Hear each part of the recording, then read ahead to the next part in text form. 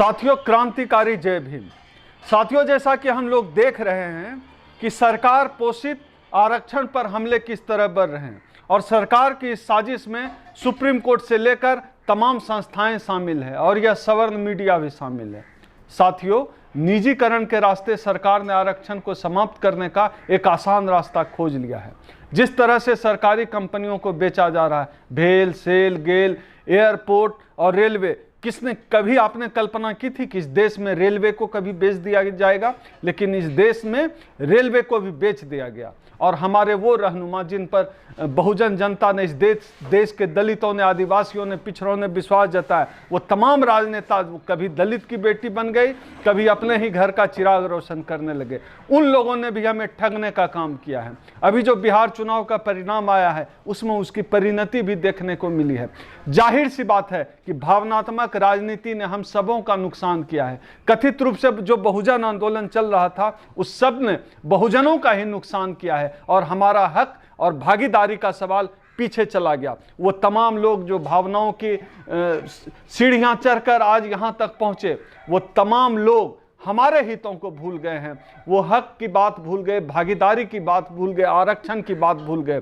आप सोच कर देखिए, आखिरी बार कब ये तमाम राजनीतिक दल ये सत्ता में रहे, ये इन लोगों की पहुंच ज़्यादा है, ये राजनीति में बड़े पदों पर हैं, ये बड़े राजनीतिक दल चलाते हैं। अगर एक ये इशारा कर दें तो पूरे सड़क पर आंदोलन शुरू हो जाएगा, सड़क से लेकर संसद तक। लेकिन क्या, जब आरक्षण पर हमले हुए, जब आरक्षण पर सुप्रीम कोर्ट ने टिप्पणी की, जब जो SC/ST एक्ट है उस पर हमला किया गया, हाल के दिनों में SC/ST एक्ट पर सुप्रीम कोर्ट ने जो टिप्पणी की है कि घर के अंदर चार दीवारी में अगर SC/ST किसी को SC/ST को किसी को जाति सूचक गाली भी दी जाए तो वह जो है बाध्यकारी नहीं होगा वहां पर कानून लागू करने के लिए पुलिस और सरकार और प्रशासन।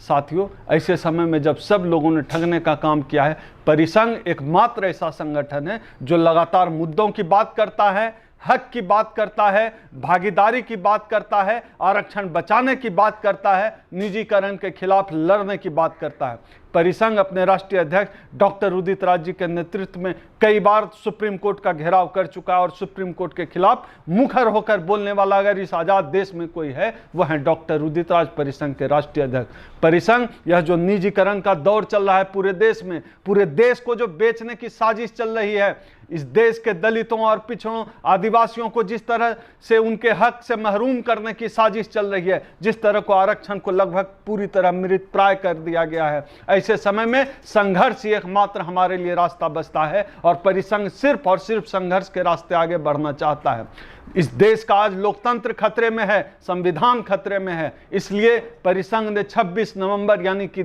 संविधान दिवस के दिन इस देश के संविधान को बचाने के लिए सड़क पर उतरने का आंदोलन किया है। हम आज पूरे देशवासियों से, देश के बहुजनों से, देश के दलितों से, पिछड़ों से, आदिवासियों से, इस देश के प्रगतिशील लोगों से हम आज अपील करना चाहते हैं, आइए 26 नवंबर के दिन हम सड़क पर उतरते हैं और आरक्षण बचाने का काम करते हैं, संविधान और लोकतंत्र बचाने का काम करते हैं। जब इस देश का संविधान ही नहीं बचेगा, लोकतंत्र ही नहीं बचेगा तो हम कौन सा संविधान दिवस मनाएं। मैं तमाम लोगों से अपील करता हूं, आइए हमारी इस मुहिम से जुड़िए। इस हर राज्य की राजधानी में परिसंघ उस दिन प्रोटेस्ट करेगा।